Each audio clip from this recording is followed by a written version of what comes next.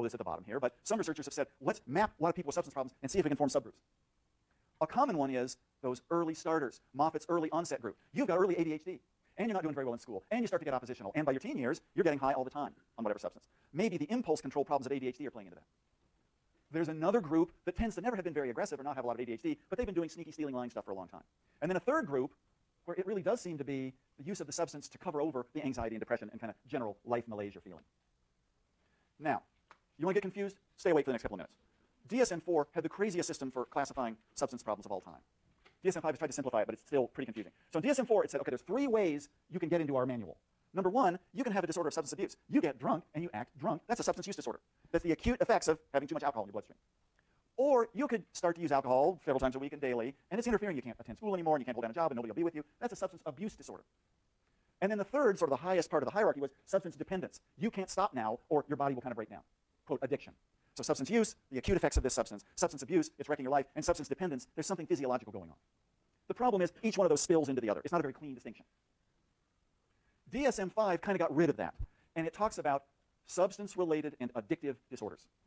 What's the only addictive disorder in DSM-5 other than drugs? Gambling. So gambling addiction has made it into DSM-5. Sexual addiction has not. Shopping addiction has not. But some people legitimately say those can be just as addictive too. So in DSM-5, it's much more on a kind of bell curve, almost statistical model. You have a substance-related disorder if, yeah, you're loaded and you're not acting very right, and if you are doing that substance to the exclusion of the stuff you should be doing in your life. Oh, and the icing on the cake is now there's some physical effects. But they don't divide it into use, abuse, and dependence.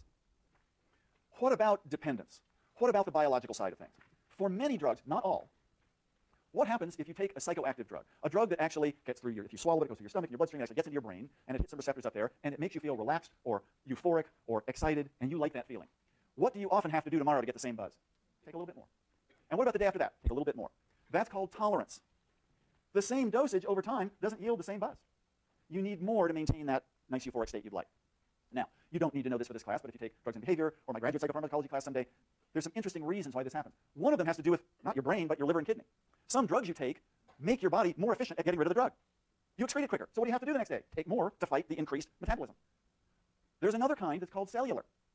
Forget your periphery and your liver and kidney. Once you get the drug up at your brain, what happens with some drugs? Well, they hit a certain receptor, and that receptor says, wow, that feels good. But you take the drug a couple of days, and the receptor says, oh, we're kind of used to you. We need more of you to get that same feeling. So you've got to bombard the brain with more of the drug to get that same buzz. Sort of make sense? So tolerance is one part of what's, for a long time, the DSM said, we're not going to talk about addiction. Addiction's a loaded term. Now it's been brought back in. What's the flip side of physical addiction to a drug? Well, what happens if you start to develop tolerance and you take more and more of a drug and you say, holy shit, this is bad for me, I got to stop? What happens with a lot of drugs when you try to cut down or stop? You feel terrible. In what way do you feel terrible? You feel terrible in exactly the opposite way that the drug made you feel. It's like your body's in a kind of rebound state. It's called the withdrawal syndrome or the abstinence syndrome. So what happens if you start to get too much alcohol in your bloodstream, or downers, barbiturates, sleeping pills, et cetera, et cetera? What do? They slow down your pulse. They increase the parts of your brain that inhibit other parts of your brain, make you feel at first kind of drowsy and good, and then after a couple, you put the lampshade on your head, you get a little disinhibited, and then you start to really get out of it. But what if you stop after you've done that for a few days? What are the symptoms of alcohol withdrawal or downer withdrawal? You can't sleep. You're wired. You're anxious. You have seizures. What do you do if you start to have a seizure and alcohol withdrawal? You go to the emergency room. What do they give you? Downers. They give you Valium or an anti-anxiety drug to slow down your seizures and slowly taper you off. So you get into this vicious cycle.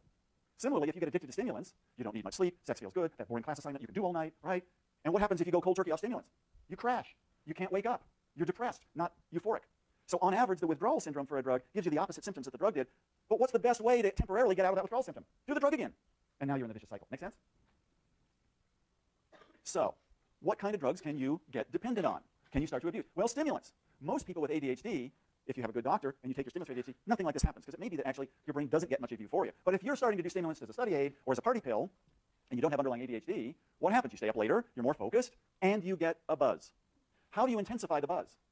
Snort it or inject it. Don't do this laborious thing of swallowing it. That takes 20 or 30 minutes, and your liver and kidneys break down half the stuff before it even gets to your brain. So how you take the drug has a big effect on how fast a rush you get. You can get addicted to painkillers, opioids. What do? They hit a certain neurotransmitter in your brain that's kind of a natural pain reducer. They make you feel really drowsy, wonderful, on top of the world. You don't feel any physical or psychological pain. What happens quickly with opioids? Tolerance. You might take, you get your tooth extracted, you have a surgical procedure, and they give you Darvocet or Percocet afterwards. And if you start to take too many of those for the next week, what happens when you stop? You feel like crap. You hurt everywhere. You don't get that nice kind of blissful feeling. And so the withdrawal syndrome from opioids is pretty intense. Ask Philip Seymour Hoffman, right? Clean for 20 years, and what did he die of? speed, and downers, and opioids. He was probably, like a lot of people who get into heavy substances do, you counteract the effects of one with the other and the withdrawal syndrome of one with another, and you get too many of a variety of drugs in your system, and your heart stops beating and your lungs stop functioning. There's another class of drugs, commonly called the downers. The technical name is sedatives or hypnotic. Sedative makes you calm, or hypnotic puts you to sleep. These work on the neurotransmitter GABA, very common neurotransmitter. This is the neurotransmitter that puts the brakes on other neurotransmitters in the brain. And if you start to take downers, what happens? 1 or 2, kind of a relaxing feeling. God, I don't feel that stress anymore. 2 or 3, life of the party. You start to really inhibit some of the inhibitory centers of your brain. You get a little disinhibited. 3 or 4 or 5, and now you start to fade. Don't drive when you're doing that. Your cerebellum's impacted, and you lose consciousness, and if you take 6 or 7 or 8, you die. So there's a dose response. What's the abstinence syndrome from downers that we just talked about 5 minutes ago? You're wired, you can't sleep, you're anxious, you even have seizures. Now what about marijuana, the active ingredient, which is THC, tetrahydrocannabinol? It doesn't have the same classic tolerance and withdrawal as most other drugs. So for a long time, the medical community said, well, you can't really get addicted to marijuana. Wrong. You can, but it's not as quick or classic as it is for the uppers or downers or opioids. So how does marijuana work? About 20 years ago, people had all these theories. Oh, it works on GABA, no, it works on dopamine. A lab discovered special receptors in your brain only for marijuana. And now people have discovered, just like with endogenous opioids, there's certain neurotransmitters you fire in your brain that mimic what it's like to get high. So marijuana, like a lot of drugs, is mimicking a normal neurotransmitter action that we have.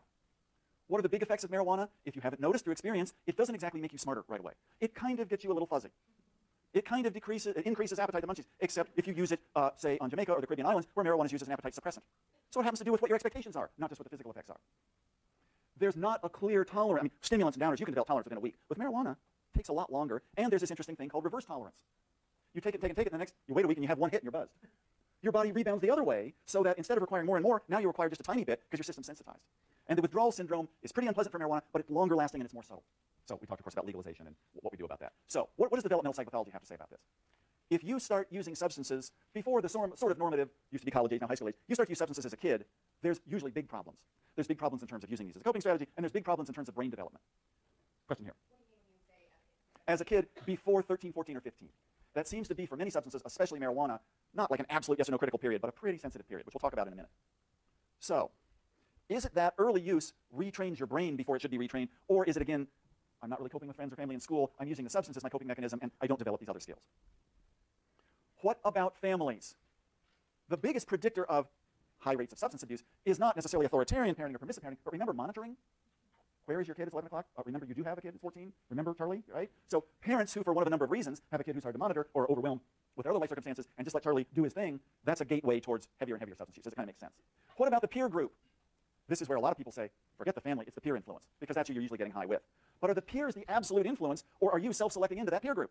The answer is yes, both of the above. C, both A and B. In some ways, my choices, my psychology that leads me to a certain substance abusing peer group predicts and explains my later abuse. But then the effect of the peer group kind of pours gasoline on that flame. No matter how I got there, if I'm hanging with peers who are doing a lot of use, it's kind of like another form of contagion, isn't it, that we talk about in terms of antisocial behavior. Now, what does biology have to do with it? Is there a medical model of substance abuse? Well, alcoholism, alcohol abuse, alcohol substance abuse, lots of people drink a lot in this country, if you haven't noticed.